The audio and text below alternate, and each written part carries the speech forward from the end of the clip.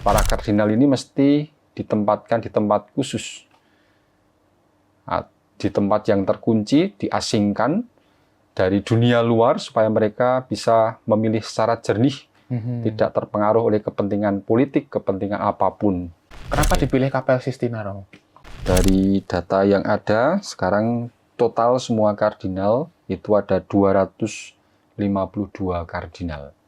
Mulai tahun 1914 dibuat asap hitam dan asap putih. Jadi asap hitam itu menandakan bahwa belum terpilih.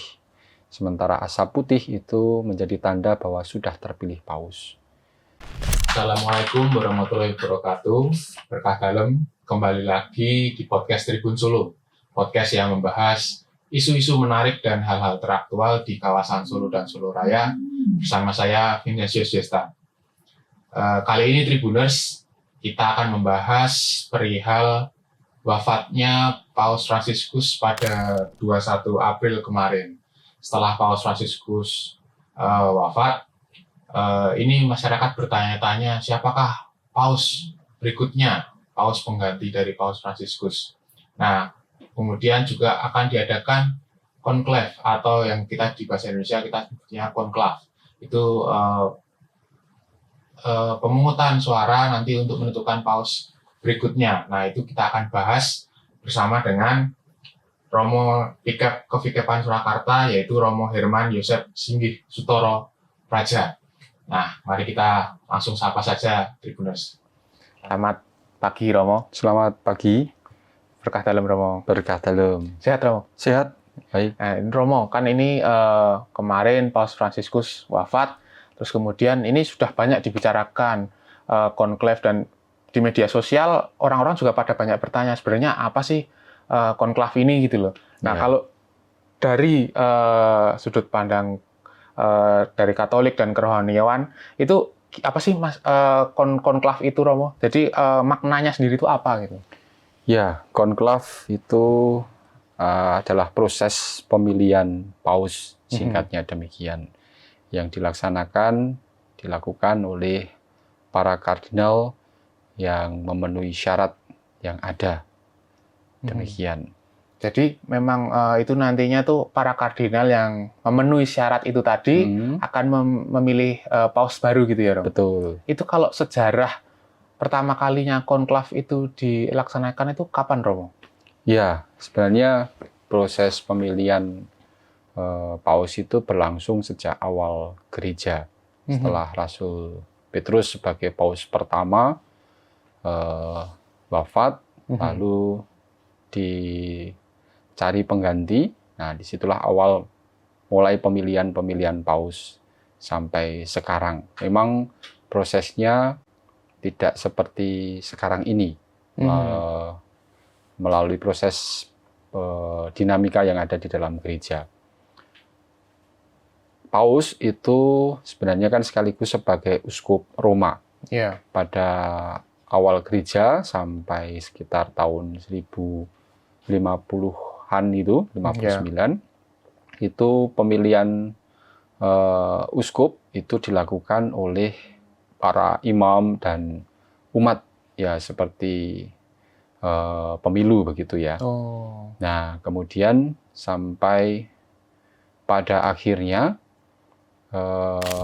untuk itu semua keuskupan sampai untuk keuskupan Roma yang sekaligus sebagai paus nantinya itu dipilih oleh para imam dan juga para uskup yang ada di bawah keuskupan Roma. Lalu mereka inilah yang kemudian disebut sebagai kardinal, yang berasal dari istilahnya itu kardu, yang artinya inti atau pusat. Mereka adalah yang berada di pusat gereja Katolik, sehingga lalu mereka disebut inti atau pusat, lalu disebut sebagai kardinal.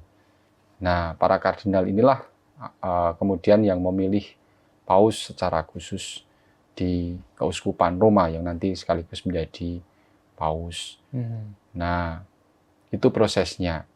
Sampai kemudian waktu itu pemilihan prosesnya masih bersifat terbuka ya, artinya dalam proses persidangan yang tidak seperti sekarang ditempatkan di tempat khusus demikian. Nah, sampai sewaktu tahun 1268 ketika Paus wafat dilakukan pemilihan, ternyata prosesnya lama sampai tahun 1271, hampir 3 tahun proses pemilihan tidak segera terpilih paus gitu ya. Yang baru. Nah,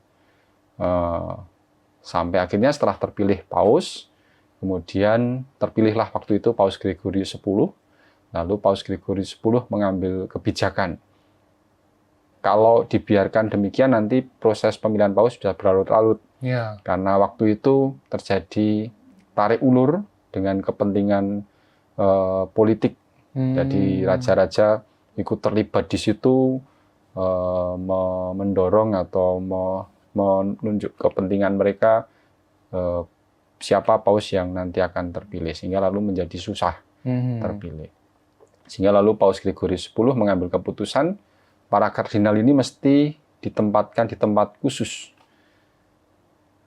di tempat yang terkunci, diasingkan dari dunia luar supaya mereka bisa memilih secara jernih, tidak terpengaruh oleh kepentingan politik, kepentingan apapun di dunia itu, lebih memikirkan kepentingan gereja dan umat begitu. Nah, disitulah lalu mulai istilah konklav dipakai, yang berasal dari bahasa Latin cum clave, yang artinya dengan kunci. Artinya para kardinal itu ditempatkan di tempat tersendiri, di ruang terkunci, diasingkan dari dunia luar untuk bisa memilih paus. Terus kemudian Romo, tadi itu kan ditempatkan di lokasi khusus yang mana dikunci gitu ya Romo? Iya. Itu kan kita juga sudah beredar itu mereka nanti akan, para kardinal ini akan memilih di Kapel Sistina gitu ya? Betul. Tapi sebenarnya yang dikunci ini tuh Romo, itu tuh gedung mana saja? Maksudnya kan apakah benar-benar para kardinal ini cuma hanya di Kapel Sistina itu? Apakah mereka juga nanti, kan kalau berdasarkan film-film yang beredar ya, ada kayak Two Popes, kemudian Conclave juga sendiri ada filmnya, itu kan mereka juga mempunyai ruang istirahat sendiri. Betul. Nah itu yang dikunci itu sampai mana aja? Ya, artinya ruang yang dipakai para kardinal selama proses konklav itu. Oh. Jadi mereka diasingkan dari dunia luar, tidak menggunakan sarana-sarana komunikasi apapun untuk bisa berkomunikasi dengan dunia luar. Nah, mereka tetap tinggal secara khusus, sudah ditetapkan tempat, sudah dibangun tempat khusus untuk ini, untuk mereka tinggal di mana namanya, di Domus Santa Marta. Mereka tinggal di situ. Jadi posisinya mereka tinggal di situ, kemudian setiap kali akan melakukan pemungutan suara itu tadi ke Kapel Sistina ya Romo? Ya, betul. Kenapa dipilih Kapel Sistina Romo? Ya, waktu itu Kapel Sistina berada di pusat Vatikan ya.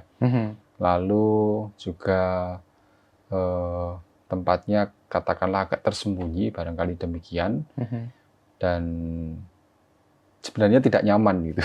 Oh, sebenarnya tidak nyaman. Supaya dengan maksud supaya para kardinal itu segera bisa menentukan pilihan, tidak berlama-lama. Tidak berlarut-larut gitu ya. Begitu. Tapi ya tentu situasi sekarang sudah berbeda ya. Sudah disesuaikan dengan keadaan zaman, dan saya kira para kardinal tentu mempertimbangkan segala sesuatu dengan lebih baik untuk bisa memilih paus. Gitu. Oke. Kalau untuk saat ini sendiri Romo, sebenarnya ada berapa sih kardinal di seluruh dunia ini kalau jumlahnya gitu? Dari data yang ada sekarang, total semua kardinal itu ada 252 kardinal. 252 kardinal itu Ya, di seluruh dunia. Nah, itu yang diundang untuk mengikuti konklav ini sendiri, apakah semuanya atau gimana? Ya, tidak. seperti yang saya katakan tadi, yang bisa mengikuti konklav itu hanya kardinal yang memenuhi syarat, dan salah satu syaratnya adalah bahwa kardinal itu berusia kurang dari 80 tahun ketika paus wafat. Oh, tadi ketika paus wafat masih di bawah 80. Iya, itu baru mereka punya hak memilih paus. Hak memilih dan ikut konklav Ikut tadi. konklav, begitu.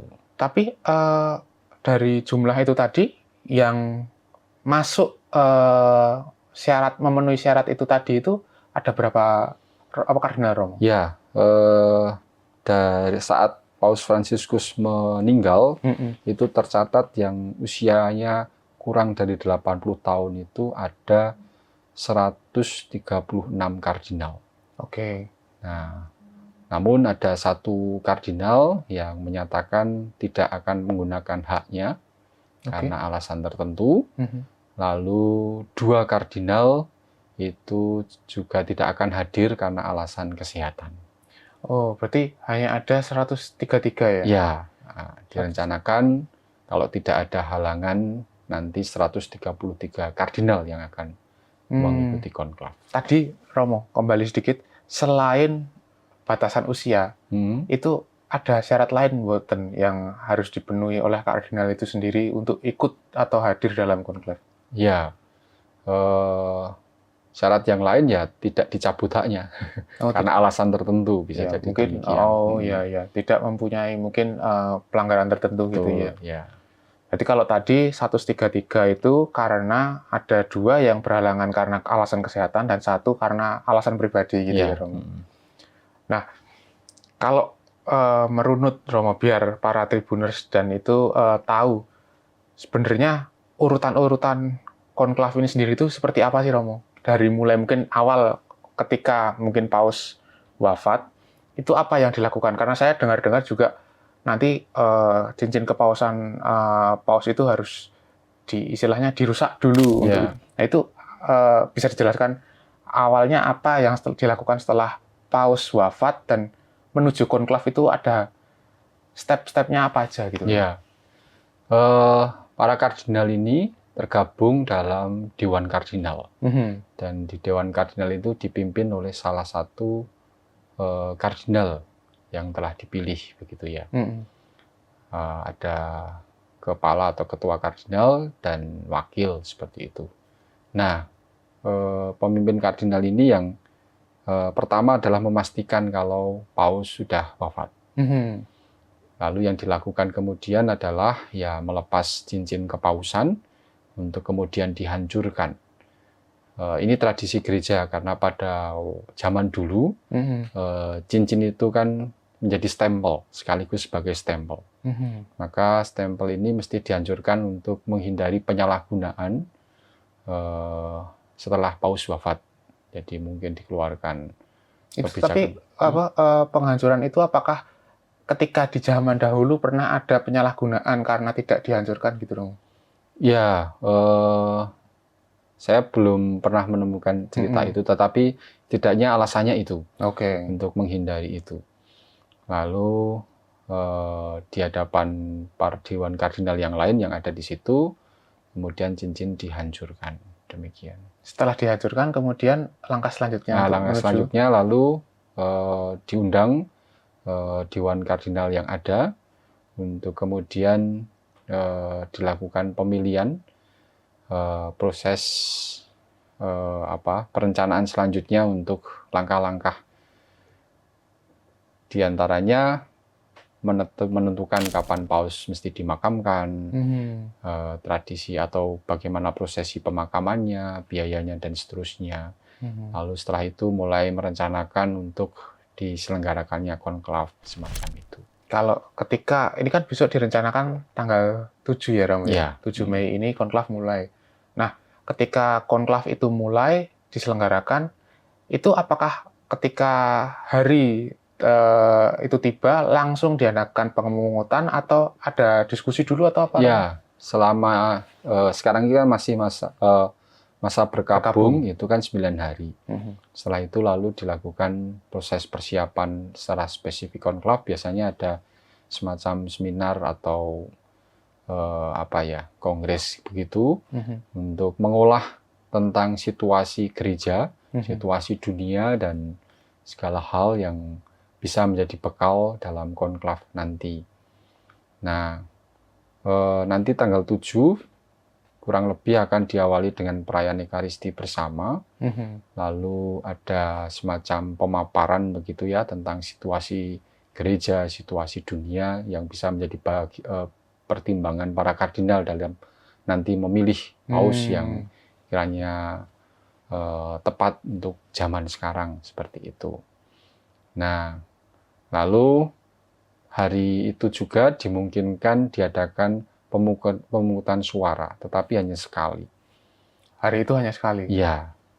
Kalau andaikan, kita sering melihat, sudah ada banyak juga di media sosial, kalau terpilih nanti akan ada asap putih. Betul. Kalau belum, maka akan asap hitam. Nah itu memang ada makna tertentu sendiri dari kenapa awalnya itu diwarnai berbeda, dan kemudian apa sih yang menyebabkan warnanya itu berbeda, Romo? Ya, yang pertama penggunaan asap itu untuk membangun komunikasi dengan umat yang ada di luar.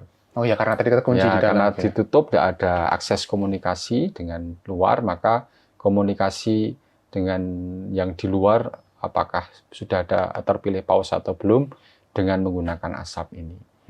Nah, penggunaan asap ini pada awalnya hanya sekedar asap, artinya surat suara yang sudah dihitung itu lalu kemudian dibakar.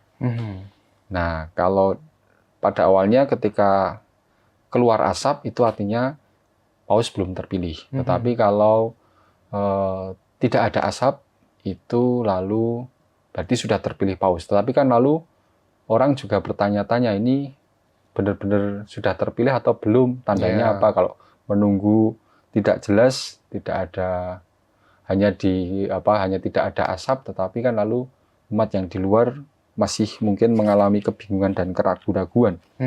Nah, sampai kemudian mulai tahun 1914 dibuat asap hitam dan asap putih. Jadi asap hitam itu menandakan bahwa belum terpilih. Sementara asap putih itu menjadi tanda bahwa sudah terpilih paus. Asap hitam itu diciptakan. Jadi dari dalam itu ketika membakar surat suara ditambahkan dengan zat kimia tertentu atau bahan tertentu yang ketika dibakar lalu keluar asap hitam. Nah, ketika terpilih ya dibakar kertas suara ditambah dengan kertas yang bisa mengeluarkan asap putih. Begitu. Nah, ini Romo, kan tadi ada 133 kardinal yang akan mengikuti konklav ini. Dari Indonesia sendiri, sebenarnya Romo, biar masyarakat juga tahu, ada berapa kardinal Romo, dan berapa yang ikut ke sana Romo? Ya, saat ini ada 2 kardinal yang masih hidup. Namun yang punya hak pilih hanya 1, yaitu Ignatius Kardinal Suharyo, Uskup Agung Jakarta. Kardinal Julius Darmoatmodjo usianya sudah melebihi 80 tahun, maka beliau tidak punya hak pilih, sekaligus juga ya kesehatan beliau. Karena pada waktu konklav sebelumnya, ketika Paus Fransiskus terpilih pun sebenarnya dia punya hak pilih. Namun karena alasan kesehatan, beliau tidak berangkat pada waktu itu. Oke, berarti yang berangkat ini ya, Ignatius Kardinal Suharyo ya. Betul. Nah, itu dengan kondisi yang berangkat satu itu berarti juga ikut mengikuti rutinitas konklav seperti mulai dari awal begitu, mulai dari konklav ketika konklav dibuka sampai nanti terpilih. Nah, paus. Kalau tadi Romo, konklav ini sendiri kan diikuti para kardinal. Sebenarnya para kardinal ini tuh dipilih oleh paus kan dari uskup ya biasanya ya. Dari uskup kemudian mereka punya punya jabatan baru sebagai kardinal itu. Apa sih preferensinya? Apakah apa yang harus mereka lakukan untuk bisa pada akhirnya menjabat itu, Romo? Ya, itu hak prerogatif paus ya, memilih Hmm. kardinal-kardinalnya, siapa-siapa yang dipilih. Tetapi tentu saja paus mempertimbangkan segala sesuatunya, baik hidupnya, karyanya, pelayanannya, dan sebagainya, sehingga seseorang uskup pada umumnya itu dipilih menjadi kardinal. Nah, ini tadi setelah kita dengar ada 133 kardinal ya, Romo, yang akan ikut di sana. Itu kan juga sudah ada banyak nama-nama yang istilahnya bermunculan untuk digadang-gadang menjadi paus berikutnya. Sebenarnya, Romo, bagaimana nama-nama yang digadang ini bisa muncul? Apakah memang itu karena mereka menjabati posisi-posisi tertentu ketika saat mendapatkan jabatan kardinal itu tadi, misalkan tadi kayak ada yang menjadi ketua umum Dewan Kardinal, atau mungkin memang itu semua sekedar preferensi masyarakat yang menginginkan sosok itu menjadi paus gitu, Romo? Ya, istilah yang dipakai untuk mereka yang dinilai layak menjadi kardinal itu adalah papabilis. Tetapi itu penilaian umat masyarakat umum begitu ya, bukan menjadi referensi para kardinal nanti dalam memilih.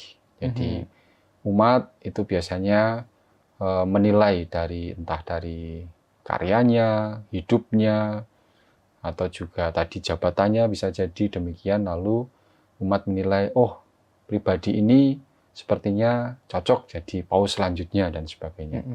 Tapi itu kan penilaian umat masyarakat, dan biasanya itu tidak dipakai oleh para kardinal nanti dalam menentukan paus yang mereka pilih begitu.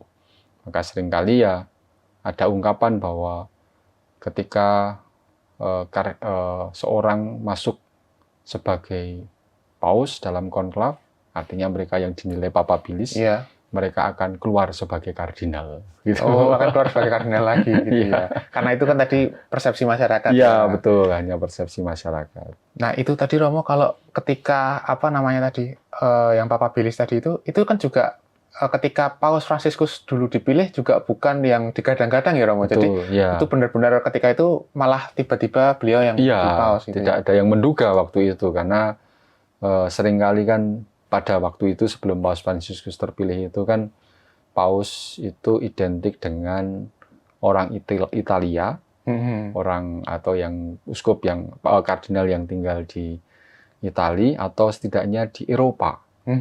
Kan Paus Fransiskus baru pertama ya paus yang terpilih di luar benua Eropa. Maka tidak ada yang menduga pada waktu itu.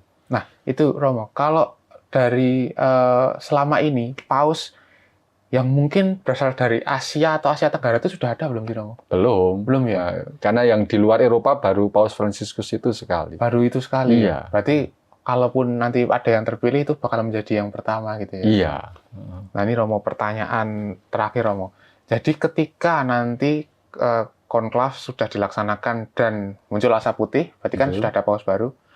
Ketika ada paus baru itu urutannya yang akan dilakukan itu apa sih, Romo? Jadi diperkenalkan langsung ke masyarakat atau gimana? Ada apa? Ya. Jadi nanti setelah mencapai syarat terpilih sebagai paus, yaitu dihitung 2/3 suara dari seluruh suara sah yang masuk itu ya.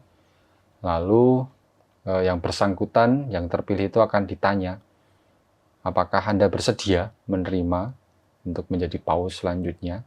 Oh, berarti bisa menolak, Romo? Bisa. Oh. Ada kemungkinan untuk itu. Tetapi sepertinya sekarang sejak awal konklav itu sudah para kardinal itu bagi yang tidak bersedia sudah akan menyatakan saya tidak bersedia nanti dipilih menjadi paus. Tapi ada proses semacam itu.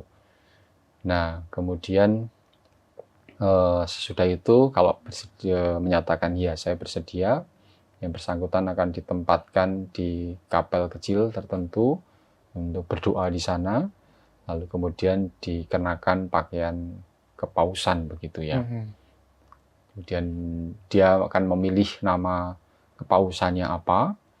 Nah, setelah itu baru akan diperkenalkan ke publik. Begitu. Kalau nama kepausan sendiri itu tergantung sosok pausnya sendiri ya? Maksudnya Ya. tidak ada batasan? Bebas, jadi paus yang terpilih bebas memilih nama kepausannya. Begitu. Bebas memilih nama kepausan. Bisa memakai nama baptisnya sendiri, Mhm. atau bisa memilih nama baru. Begitu. Seperti Fransiskus ini kan nama yang dia pilih sendiri. Nama pilih sendiri ya. Nah, itu nanti apakah tetap penempatannya di Vatikan itu apakah seperti Paus Fransiskus yang terakhir ini kan istilahnya menjauh dari kesederhanaan dari ini ya, lebih sederhana gitu Romo. Itu juga bisa memilih seperti itu Romo. Ya, artinya lalu paus itu kan berhak untuk memilih atau mengambil sikap bagaimana dia akan tinggal dan seterusnya seperti itu. Oh, jadi bisa gitu ya. Dia bisa mengambil kebijakan-kebijakan untuk dirinya sendiri dalam menjalankan tugas pelayanannya. Gitulah Tribuners, bincang-bincang kita dengan Romo Herman Yosef Singgih Sutoro terkait konklav. Jadi besok tanggal 7 Mei direncanakan konklav akan dilangsungkan di Vatikan. Nah, kita akan lihat selanjutnya nanti siapa paus yang akan terpilih. Dan terima kasih sekali lagi Romo Herman sudah bersedia hadir di sini memberikan informasi kepada Tribuners. Dan Tribuners, sampai jumpa di podcast Tribun Solo lainnya. Saya Vincentius Jesta, undur diri. Berkah dalem. Assalamualaikum warahmatullahi wabarakatuh.